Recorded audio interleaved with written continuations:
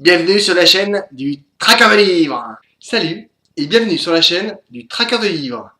Aujourd'hui, on va parler de ce roman-là, L'assassin qui rêvait d'une place au paradis de Jonas Jonasson aux éditions Pocket. D'abord, un petit topo sur l'auteur. Per Ola Jonasson, alias Jonas Jonasson, est né le 6 juillet 1961 à Vaxå en Suède. Il est écrivain et journaliste. Son premier roman, Le vieux qui ne voulait pas fêter son anniversaire, a été vendu à plus de 700 000 exemplaires en Suède. Jonasson est né, puis a grandi à Vaxå, dans le sud de la Suède. Il suit des études de suédois et l'espagnol à l'université de Gothenburg. Jonasson travaille comme journaliste pour le quotidien de Vaxå et pour le tabloïd suédois Expressen jusqu'en 1994. En 1996, il crée une société de médias, OTW, qu'il finit par vendre. En 2007, il écrit son premier roman. En 2009, il est publié en Suède. Depuis 2010, Jonasson vit sur une île avec son fils. Son premier roman, Le vieux qui ne voulait pas fêter son anniversaire, aux éditions Presse de la Cité en 2011, est vendu à plus d'1 million d'exemplaires à travers le monde. Le film est adapté en 2014 et c'est un vrai succès commercial dans le monde entier. En France, il totalise plus de 170 000 entrées, dont 48 000 à Paris. Un second volet, Le vieux qui ne voulait pas payer l'addition, sort en 2016. Son deuxième roman, L'analphabète qui savait compter, aux Presses de la Cité 2013, et L'assassin qui rêvait d'une place au paradis, aux Presses de la Cité 2016. C'est celui-là dont je vais vous parler aujourd'hui. Le fameux bouquin, L'assassin qui rêvait d'une place au paradis. Dédé le meurtrier est très efficace dans son travail, mais a tendance à se faire arrêter un peu trop facilement à son goût. En même temps, 30 années de prison, c'est long. Alors, quand il sort, il est bien décidé à ne pas y retourner. Seulement, il faut manger, et ses anciens employeurs ont tendance à le relancer. En même temps, il sait bien secouer son bonhomme, casser un ou deux bras, s'attaquer aux genoux. En plus, il y a un marché, la voyoucratie locale. Apprenant que Dédé le meurtrier est partant pour ce type de mission, il le paie en conséquence.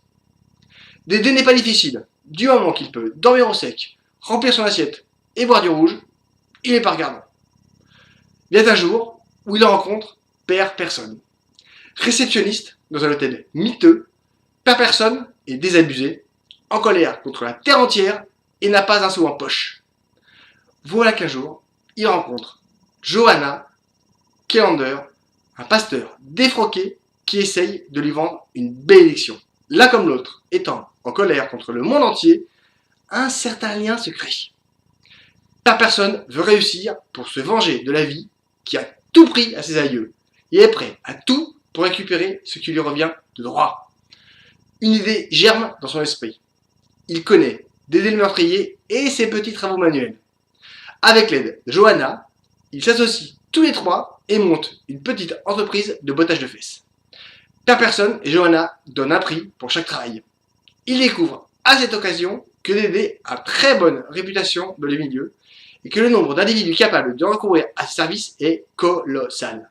Mais voilà qu'un jour, Dédé le meurtrier a une crise existentielle. Il se met à parler de Dieu et de tout ce qu'il faudrait faire pour rentrer dans le droit chemin. Johanna y voit une ouverture. Dans la famille de Johanna, ils deviennent pasteurs de père en fils depuis des générations. Son arrivée a posé quelques problèmes. Toute sa vie, son père lui a fait payer le fait d'être une femme. Y voyant une franche injustice, elle a réglé le problème une fois pour toutes. Tout en faisant ses études de théologie, elle décide de ne pas y croire. Du coup, quand Dédé se met en tête d'arrêter les violences, il faut trouver une solution pour continuer à remplir les valises de sous. À force de se fréquenter, Père Personne et Johanna Kelander se sont rapprochés très près. À eux deux, ils vont organiser une folie tellement énorme que ça va passer. Chacun sa spécialité. Père Personne dans la publicité numérique et Johanna dans les raccourcis théologiques. Franchement, là, il faut s'accrocher. Jonasson fait partie de cette génération d'auteurs nordiques capables d'imaginer des personnages et des situations complètement loufoques et dingues. Ils ne se mettent aucune barrière et se lâchent complètement. Chaque personnage est parfaitement structuré tout en déroulant une histoire aussi féroce que pleine d'humour. Une histoire qui touche à l'absurde et qui se moque de tout et de tout le monde. Une satire sur l'humain et un sourire plein de crocs. Des chapitres courts, plein de rythmes qui font défiler l'histoire extrêmement vite. Un récit dans lequel on rentre facilement à partir du moment où on accepte les personnages et leurs douces dingueries. L'auteur se moque gentiment, mais férocement, des personnes prêtes à croire tout le monde à partir du moment où il communique. Une taquinerie féroce d'une société hyper connectée qui a tendance à suivre la foule sans trop se poser de questions. Un auteur intéressant, une histoire originale et surtout qui sort des sentiers battus. Likez, commentez, partagez, parlez autour de vous, abonnez-vous, mangez des chouquettes, à bientôt, au revoir. L'assassin qui rêvait d'une place au paradis de Jonathan